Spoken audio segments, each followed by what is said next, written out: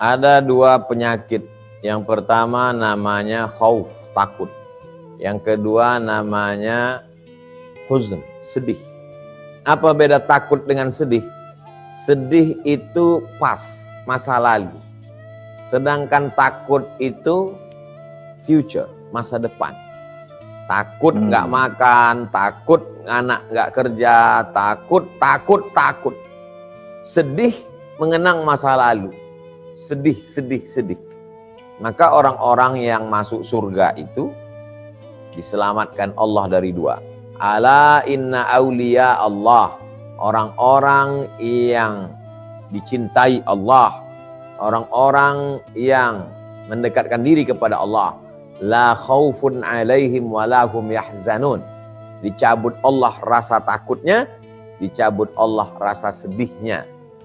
Terhadap masa lalu dia tidak bersedih karena dia sudah balikkan kepada Allah. Terhadap masa depan dia tidak takut karena dia juga sudah meyakini ada jaminan dari Allah. Tapi kan mengalaminya tidak seenak ngomongnya. Ceramahnya kan sekedar menggerakkan lidah. Oke, kita lihat bagaimana sahabat Nabi itu. Apakah Abu Bakar Siddiq yang 13 tahun bersama dengan Nabi itu tidak ada rasa takutnya sama sekali? Kita lihat bagaimana ketika mereka berdua berada di Jabal Sur pada malam Jumat. Hari Kamis, malam Jumat mereka masuk ke gunung di atas Jabal Sur. Di gua itu mereka berdua, datang orang kafir Quraisy mengejar. 3 malam mereka di dalam. Malam Jumat, malam Sabtu, malam Ahad, malam Senin pergi ke Madinah. Seandainya orang kafir Quraisy itu melihat ke bawah, karena pintu gua itu di bawah, mereka di atas. Seandainya mereka melihat ke bawah, mereka pasti melihat kita ya Rasulullah. Saat itu dia takut. Maka apa kata Nabi? Ma dhannuka bisnaini, kalau kau sangka kita di sini cuman berdua, fallahu salisuhuma, maka ada yang ketiga, Allah. Kalau kau sangka kita di sini cuman aku dan engkau saja, kau salah hai Abu Bakar. Wallahu salisuhuma, Allah yang ketiga. Diabadikan cerita itu dalam Al-Quran. Idh yaqulu li sahibihi, ketika dia berkata kepada sahabatnya, la tahzan, jangan takut, jangan cemas, jangan gundah, jangan sedih, jangan galau. Innallaha ma'ana, Allah bersama kita. La tahzan, don't be sad. Ditulis menjadi judul buku oleh Syekh Dr. Aid Al-Qarni, bestseller. La tahzan, innallaha ma'ana, Allah bersama kita. Artinya apa? Bahwa sahabat Nabi pun ada rasa takutnya. Bahwa orang-orang soleh itu pun ada takutnya. Bedanya ketika mereka takut kepada Allah, dia makin dekatkan diri kepada Allah. Allah berjanji, siapa yang minta perlindunganku, aku lindungi dia, aku hilangkan rasa takutnya. Falya'budu, banyak-banyak ibadah. Yang dulu ibadahnya biasa aja, sekarang buat luar biasa. Kalau kau banyak-banyak beribadah, amanah, hum min khauf, amanah, aman. Min khauf, dari rasa takut. Rasa takut itu di mana? Di hati. Yang punya hati itu siapa? Allah. Qalbul mu'min baina asabi'ir rahman. Hati orang beriman di antara jari jemari, seperti kita meletakkan uang logam di jari kita, sukati kita bolak-balik. Begitulah hati berbolak-balik. Ya muqallibal qulub, engkau yang membolak-balikkan hati. Tiba-tiba takut, tiba-tiba cemas, tiba-tiba ngeri, tiba-tiba galau, stres, depresi. 3 hari yang lalu saya tiba-tiba ada saja di beranda gambar penyanyi barat yang bunuh diri, sehari sebelum bunuh diri dia ketawa dengan keluarganya. Tidak ada tanda-tanda depresi, tapi sesungguhnya di dalam dirinya hancur berkeping. Permukaan laut nampak datar, tapi siapa yang tahu ombak arus di dalam begitu deras. Orang bisa menutupi dirinya dengan kepura-puraan, bisa menampilkan seolah-olah tertawa bahagia, tapi di hancurnya berkeping remuk redam. Maka serahkan kepada Allah Subhanahu wa taala, banyak-banyak beribadah, banyak-banyak ngaji, banyak-banyak baca Quran, banyak-banyak sholawat, lama-lama bersujud. Man tawadha'a lillah, siapa yang merendahkan dirinya kepada Allah, illa rafa'ahullah, maka Allah akan mengangkat. Banyak-banyak istighfar. Man lazimal istighfar, siapa yang memperbanyak istighfar, 3 janji. Ja'alallahu lahu min kulli dhiqin makhraja, setiap kesulitannya diberikan kemudahan. Wa min kulli hammin faraja, setiap kesusahannya diberikan solusi. Wa razaqahu min haitsu la yahtasib, diberi rezeki dari jalan yang tidak disangka-sangka. Mengaku salah. Nabi Adam doanya yang paling tua, nggak ada minta macam-macam. Rabbana zalamna anfusana wa illam taghfir lana wa tarhamna lanakunanna minal khasirin. Nabi Yunus tidak ada minta macam-macam. Ketika berada di 3 kegelapan, gelap malam, gelap lautan, gelap perut ikan, tak ada tempat mengadu. Dia hanya mengaku salah. La ilaha illa anta subhanaka inni kuntu minaz zalimin. La ilaha illa anta subhanaka inni kuntu minaz zalimin. Selamat. Ngaku salah, ngaku silap, istighfar kepada Allah, hilangkan kesombongan, keegoan diri, ngaji, belajar, gabung dengan komunitas. Kita hanya bisa selamat kalau kita berjamaah. Li'anna dhi'ba, karena serigala hanya akan menerkam al-ghanam al-qasiyah, kambing yang memisahkan diri dari jamaah. Bagi sahabat-sahabat yang sudah berjamaah, jaga jamaah ini. Dengan berjamaah kita jadi istiqomah, dengan istiqomah kita mendapat husnul khatimah. Bersandar pada kayu yang lapuk, berpegang pada tongkat yang rapuh, maka berpeganglah kepada Allah. Sebagaimana Musa berpegang kepada Allah, Allah selamatkan dia di Laut Merah. Ibrahim berpegang pada Allah, diselamatkan dari api unggun Namrus. Nabi Isa diselamatkan Allah dari palang salib karena berpegang kepada Allah. Maka kita pun begitu juga. Faqsusil qasasa la'allahum yatafakkarun. Ceritakan kisah-kisah itu, mudah-mudahan mereka mampu berpikir. Maka berpeganglah kepada Allah. Berpegang kepada materi, materimu akan habis. Berpegang kepada sahabat, dia juga dalam kesulitan. Maka makin banyak sholat malam, makin banyak zikir, makin banyak sholawat, makin banyak istighfar, makin banyak doa, makin banyak ibadah.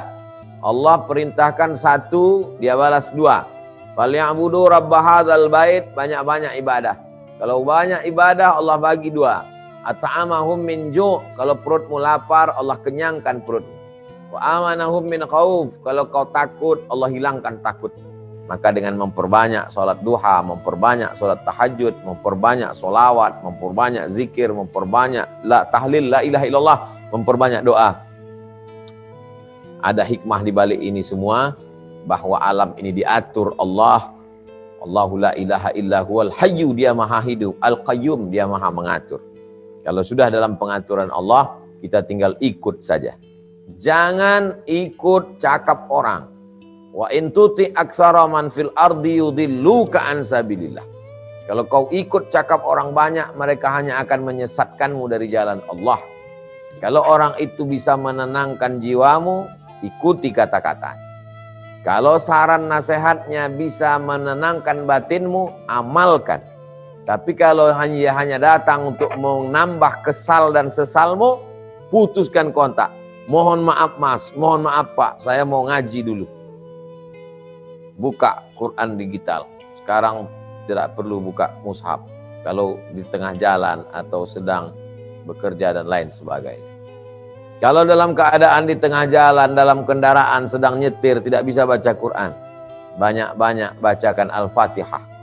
Bismillahirrahmanirrahim. Alhamdulillahirabbil alamin arrahmanirrahim maliki yaumiddin iyyaka na'budu wa iyyaka nasta'in shiratal mustaqim shiratal ladzina an'amta 'alaihim ghairil maghdubi 'alaihim waladdallin amin. Bismillahirrahmanirrahim. Sebanyak-banyak Al-Fatihah.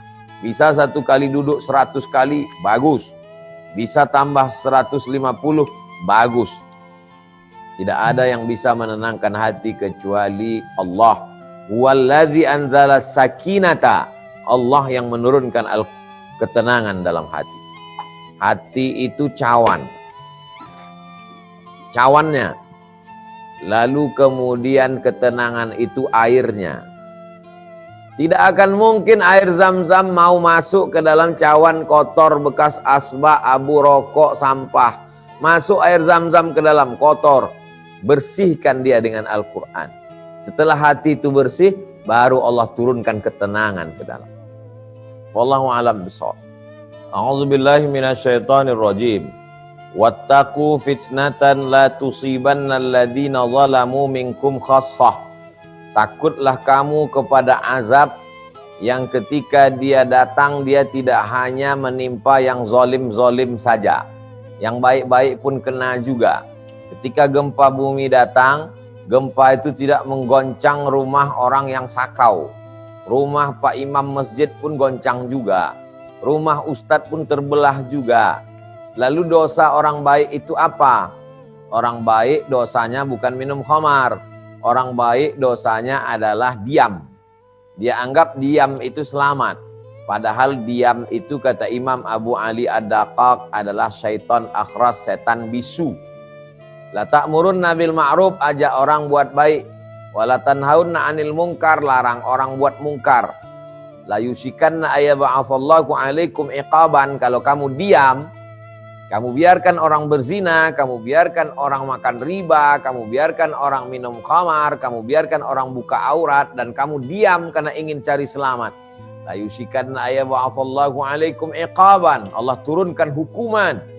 Summa tad'unahu, lalu setelah itu kamu angkat tangan berdoa, fala yustajabu lakum, doa kamu tidak dikabulkan. Hukumannya dalam bentuk azab, hukumannya dalam bentuk doa tidak dikabulkan, dosanya adalah diam, melihat kebatilan. Kalau tidak sanggup untuk melarang orang berbuat batil, paling tidak jangan bertepuk tangan melihat kebatilan. Siapa yang menonton kebatilan-kebatilan itu sehingga viewernya menjadi berjuta-juta? Siapa yang memotivasi jempol ketontonan maksiat itu sehingga pelaku maksiat semakin bersemangat? Ini introspeksi diri kita. Kita mungkin merasa tidak berdosa karena kita tidak melakukan dosa yang menurut kita dosa. Padahal sebenarnya kita sudah melakukan dosa, yaitu dosa diam, melihat kemungkaran merajalela. Poin yang kedua, la yusibul mu'min min nasabin wala wasabin wala saqamin wala syaukin yashtakuha. Demam, sakit, risau, gundah gulana, kesulitan hidup, duri menusuk tapak kaki, sebenarnya hanyalah cara Allah supaya kamu dibersihkan dari dosa-dosa. Poin yang kedua adalah dia datang hanya ingin membersihkan dosa kita. Pertama sebagai azab, kedua penghapus dosa, yang ketiga sebenarnya namamu, namaku, nama kita sudah tertulis di dalam surga Jannatul Firdaus. Tapi ternyata amalnya kurang, sedekahnya kurang, salat sunatnya kurang, zikirnya kurang. Untuk melengkapi supaya cukup syarat, maka diberi peluang namanya ibadah. Bukan ibadah badan, bukan ibadah uang, bukan ibadah yang meneteskan darah perang syahid, tapi ibadahnya ibadah hati, yaitu sabar. Kalau kau sabar, maka balasannya jadi penuh. Yang sebelumnya amalmu cuma 7 ons setengah, dengan sabar jadi 1 kilo. Innama yuwaffas sabiruna ajrahum bighairi hisab. Maka orang yang sabar diberikan balasannya jadi penuh, cukup syarat untuk masuk surga Jannatul Firdaus. Ada orang-orang yang diberikan Allah ujian hatta tamshi 'alal ardi makanan 'alaihi khati'ah, sampai dia berjalan di atas muka bumi ini tidak ada dosanya sama sekali. Dosa sedikit demam, dosa sedikit sakit kepala, dosa sedikit susah, dosa sedikit sulit, sehingga orang melihat ini orang kok kena kutukan, padahal tidak. Allah sayang dengan dia. Innallaha idza ahabba qauman ibtalahum. Allah kalau sayang kepada sekelompok orang, dia uji orang itu sehingga orang itu bersih dari dosa, dia punya sabar, diangkat derajatnya, dan hatinya tak pernah jauh dari Allah Subhanahu wa taala.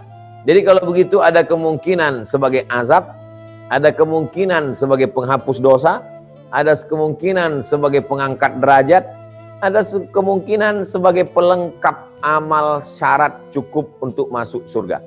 Lalu di antara yang 4 ini, kalau saya demam, misalnya saya demam, apakah demam saya itu sebagai azab, atau demam itu sebagai penghapus dosa, atau demam itu sebagai pengangkat derajat, atau demam itu sebagai pelengkap untuk cukup syarat masuk surga Jannatul Firdaus? Ada 4 kemungkinan.